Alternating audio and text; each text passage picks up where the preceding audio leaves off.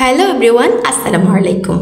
আজকে খুব সহজ পদ্ধতিতে রেস্টুরেন্টের মতো করে বার্গার করে দেখাবো।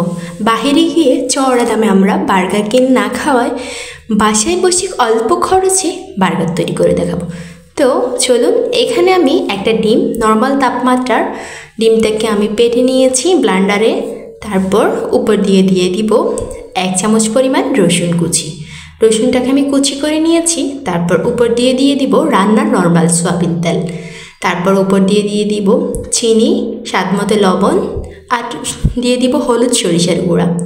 তারপর উপর দিয়ে দিব 1 টেবিল চামচের মতো লেবু। লেবুটা অবশ্যই দিবেন, না হয় কিন্তু যে একটা স্মেল থাকে ডিমে সেটা থাকবে।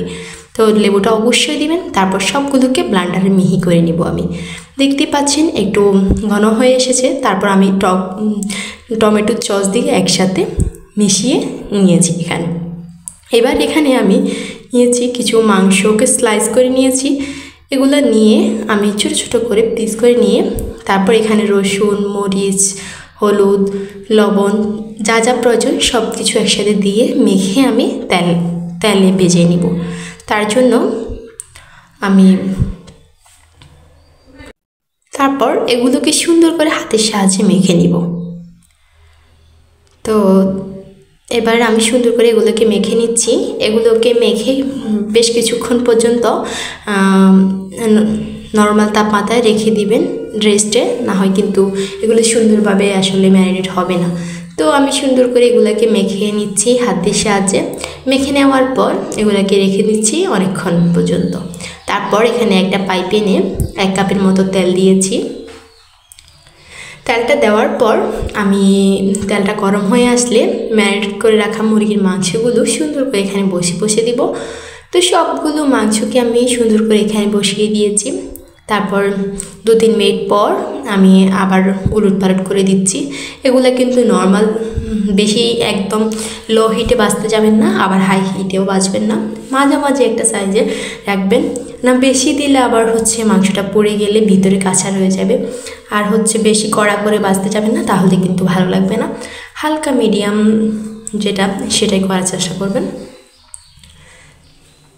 তো আমি সবগুলো মাংসকে এভাবে ভেজে নিচ্ছি সুন্দর করে, চারপাশ থেকে নেড়ে একদম কিছুক্ষণ পর পর ভেজে উলটপালট করে দিচ্ছি যাতে সুন্দরভাবে হয়। তারপর এখানে আমি একটা বার্গার বান নিয়েছি। বার্গারটাকে মাঝখান দিয়ে ছুরির সাহায্যে আমি কেটে নিচ্ছি। তো এভাবে